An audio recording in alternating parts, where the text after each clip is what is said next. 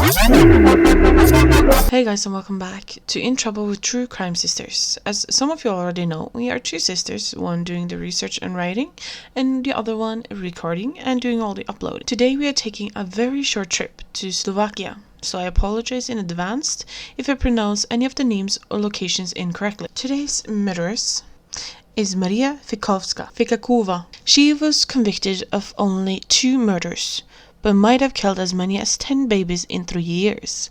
Although they did check their files and found no evidence, but we'll get to that later. But before we get that far ahead, let's get back to the beginning. Maria was born on the 9th of September in 1936 in Suzuki, sorry if it's incorrectly, in Czechoslovakia. Her parents were German, and we sadly know very little of her childhood.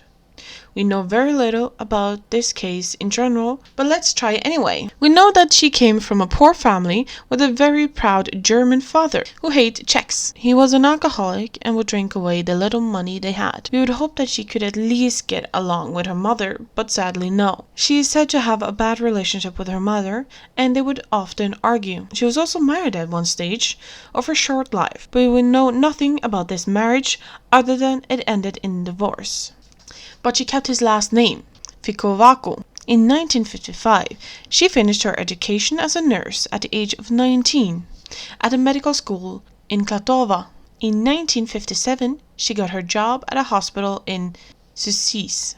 She is described to have been hardworking and very well liked by the staff.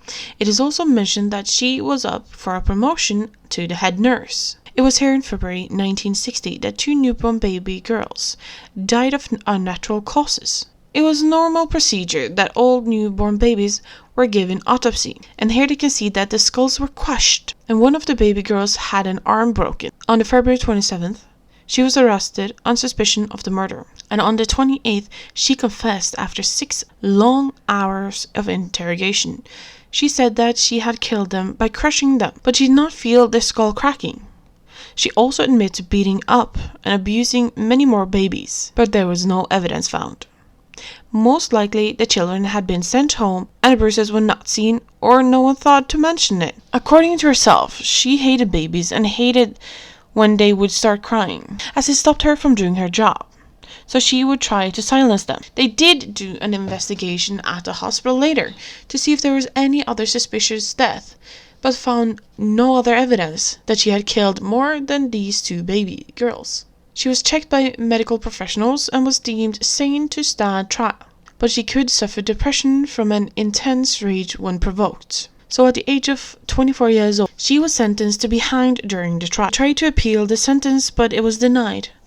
On April 13th, 1961, she was hanged in prison in Prague. Still to this day, even if the evidence was not there at that time, she is still being called one of the first female serial killers in Czechoslovakia. I hope you learned something today, and make sure to let us know your thoughts. Thank you all for listening.